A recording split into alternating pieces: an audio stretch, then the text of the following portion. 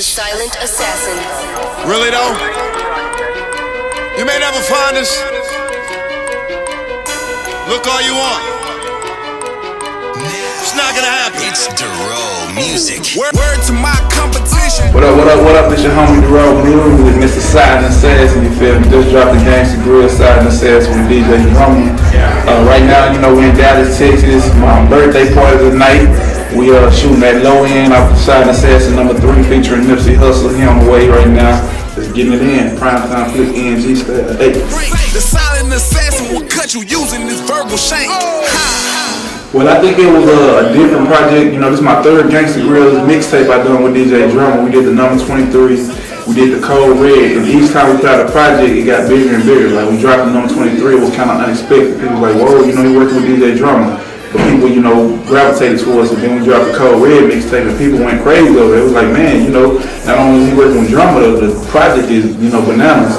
Then we came and we just dropped the Silent Assassin mixtape, and it's kind of like the one it got everybody focused now, paying attention, like, okay, these cats for real. Like, it's not just putting out music and playing around, like, it's definitely serious. I stepped up my lyrical game, my concepts, it's more substantial, it's a bigger project, it's like a free album that I gave out because, my album come out in March, so I kind of want to build the buzz up, drop the mixtape, shoot videos for pretty much every song, tell the story, and why I call myself the Silent Assassin. I call myself the Silent Assassin on the mixtape the Silent Assassin because that's what I see myself as in the industry, as being that artist that no one's seen coming to this extent, and I'm kind of knocking people out, you feel me, not, literally, but, knocking them, not necessarily knocking people off their spots, because whatever they do, they doing, but I'm basically the silent killer, you feel me, like, y'all didn't see this coming, y'all slept, and now you kind of hitting people over the heads, you feel me, that's kind of what the mixtape stands for. The last one was the Cold Red, that was a warning,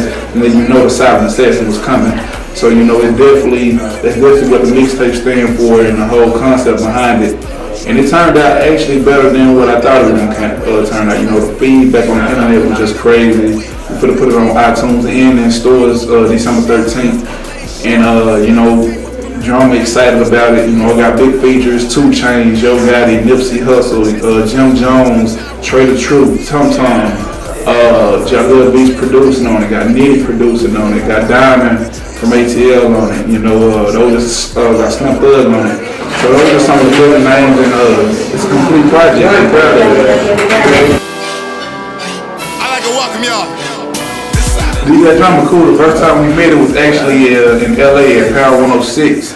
That's like the biggest station, that you can really just get your music on. And I was out there getting my record added 2 years ago, the Ice Cream Paint Job record. And I think when he saw me there, he knew how big of a matter that was. Like if I go somewhere and see an artist and hot name Power 106 in LA, and I never seen him before, I'm like, okay, this cat messing around, because they don't just let anybody in Power 106, get along, add their record. So that's kind of where we met at. But he was already familiar with me on the walk record, and we just kind of chopped it up and started talking about the Super Bowl, the All-Star game that was coming up the next year, the Super Bowl and all the stuff that was coming up.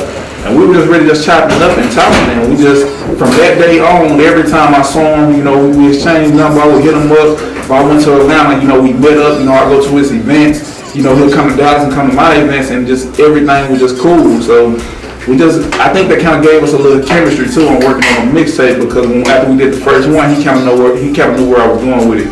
The Cold Red, he kind of knew, okay, how he was going to approach the tracks, the same vision, what Cold Red meaning it's a warning, alarm the game before the Silent Assassin. So when we dropped the Silent Assassin, like he killed the intro, like everything he was saying was the whole vision I had for him. I didn't tell him a certain way I wanted it, but I think he kind of just vibed out from the last projects we did. It was just like, okay, I kind of see where he's going with it.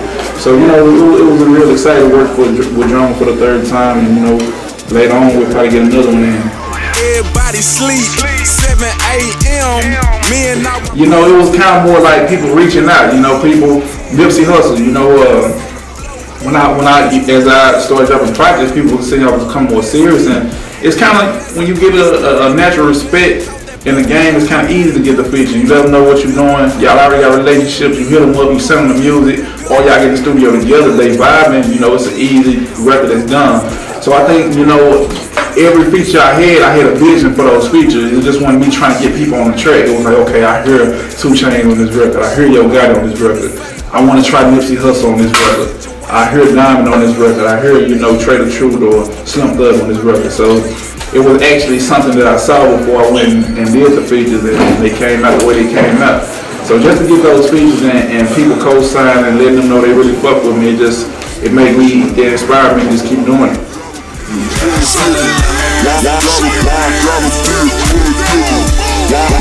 Yeah, 2 Chainz really the biggest in the game right now, coming from the South, underground, translated into the national scene. He the biggest out right now. And I met 2 Chainz, before he was 2 Chainz, he was Titty Boy.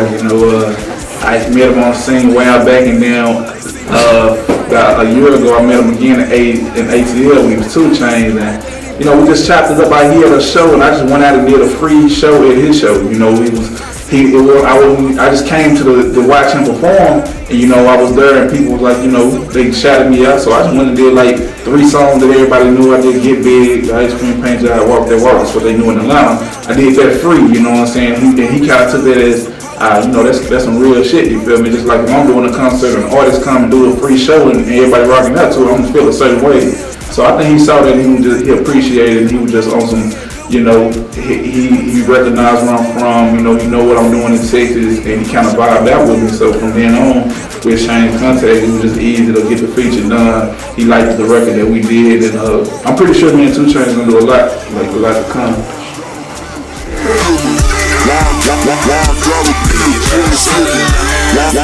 Man, the South, I think it's just as big or even bigger than it ever been, you feel me? I mean, when you think of hip hop now, like I go to New York, I just came from New York. On the radio, you hearing 2 Chainz, you hearing, of course, Young Money, you hearing the Maybach music, Rick Ross, you hearing a lot of stuff. You hearing not French Montana, but Tony Montana, Future, you know what I'm saying? So you go West Coast, same thing. Midwest, same thing. So it's like you go everywhere, and the influence, whether it's radio or club wise or mixtapes or streets, is from the South. And they kind of give me a type of pride to just let us know we doing our thing. I mean, don't get me wrong, these other cats on the West Coast doing their thing, Midwest and the East too, but we definitely have, I think, and I believe, the biggest presence in the hip hop industry. And that's what's sitting up in these rappers.